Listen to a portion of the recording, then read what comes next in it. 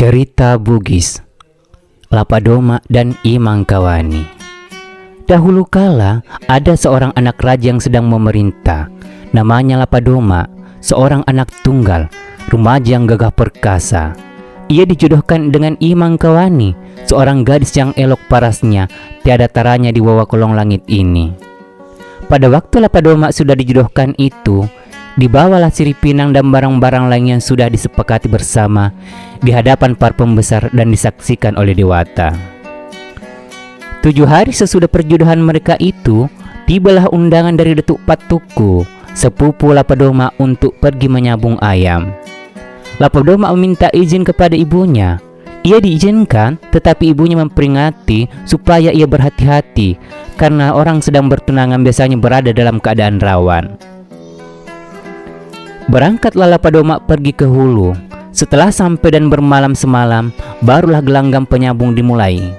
Disabunglah ayam Lapadoma melawan ayam Datuk Patuku. Pada saat ayam sedang berlaga, saudara perempuan Datuk Patuku menjenguk di jendela. Ketika Lapadoma bangkit, berjumpa pandanglah keduanya. Akhirnya Lapadoma tidak menghiraukan ayamnya lagi, melainkan perempuan itulah yang diperhatikannya terus. Melihat hal yang demikian, maka kata Datuk Patuku, "Jika adik ada hasrat beristri, kembalilah dahulu lalu mengirim duta. Kalau orang kahu menolak, nanti kitalah yang mengikat janji."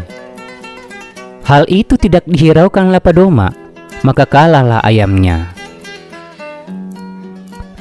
Setelah penyambungan usai, Lapadoma memohon kepada sepupunya agar ia diperkenankan menginap di istana. Permintaannya itu dikabulkan. Pada waktu larut malam, timbullah niat jahatnya. Ia masuk ke bilik saudara perempuan Datuk Patuku. Hal itu terlihat oleh Datuk karena Lapadoma mempunyai panu yang bersinar di dalam gelap. Ditegurlah ia dan diingatkan apa yang sudah disampaikan kepadanya di dalam gelanggang. Tetapi Lapadoma tidak menghiraukannya. Maka ditunggulah ia di depan bilik itu. Ketika ia hendak keluar pada waktu dini hari, ditikamlah ia dengan keris pusaka kerajaan kahu. Ia pun balik menikam, tetapi tidak mengena. Yang kena ialah genderang kerajaan kahu yang lalu mendengun tanpa dipukul selama 3 tahun. Sesudah itu, Lapadoma pun rebah dan menghembuskan napasnya yang terakhir. Datuk Patuku lalu mengirim utusan untuk menyampaikan kepada masyarakat Bone tentang kematian Lapadoma. Setelah utusan itu sampai di hadapan Raja Bone, berdatang sembahlah ia, katanya, "Mohon diampun tuanku, Lapadoma telah tiada. Ia mati ditikam oleh Datuk Patuku." Raja Bone tidak percaya, katanya, "Apa gerangan yang menjadikan ia sampai hati demikian? Sebab Datuk Patuku itu dapat dikatakan anak saya." Setelah jenazah sampai di depan istana, barulah ia percaya. Melihat kejadian itu, Raja Bone berkata, "Siapakah di antara sanak keluargaku yang akan membalaskan kematian Lapadoma itu?" Mendengar berita itu, Datuk Sopeng yang merupakan sepupu Lapadoma dari pihak lain menyatakan kesediaannya. Ia pun berangkat ke Kahu. Kebetulan sekali pada waktu ia tiba di depan istana, Datuk Patuku turun dari tangga. Datuk Sopeng langsung menombaknya, tepat mengenai dada, lalu rubuhlah Datuk Patuku ke tanah. Pulanglah Datuk Sopeng ke Bone menyampaikan berita itu kepada Mangkau. Raja Bone menyuruh kabarkan tentang kematian Lapadoma kepada tunangannya, Imangkawani. Setelah sampai perutusan itu dan menyampaikan apa yang disuruhkan kepadanya, Imangkawani pun bersama kaum keluarganya diliputi oleh perasaan sedih. Mengingat pertunangan mereka baru saja seminggu, harta bendanya ada yang dibuang atau diberikan kepada orang lain karena terlalu sedih dan malu menjadi janda sebelum kawin.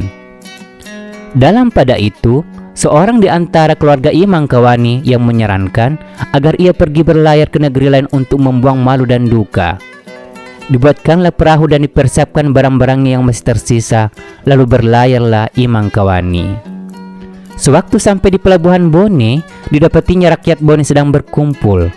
Bermohonlah mereka kepada Imangkawani seraya berkata, "Karena engkau hendak membuang segala yang ada padamu, maka kami memohon kiranya kami diberi keberanian." Sesudah itu, Imangkawani berlayar lagi. Sampailah ia di pelabuhan Wajo. Didapatinya di sana orang Wajo sedang berkumpul. Karena mengetahui maksud Imang Kawani hendak membuang segala hartanya, maka mereka pun meminta kekayaan. Sesampai di pelabuhan Sopeng, ia pun menjumpai orang-orang Sopeng sedang berkumpul. Mereka meminta kepandaian kepada Imang Kawani. Konon kabarnya, karena itulah maka semua orang Bone menjadi pemberani. Orang Wajo banyak yang kaya, sedangkan orang Sopeng banyak yang pandai.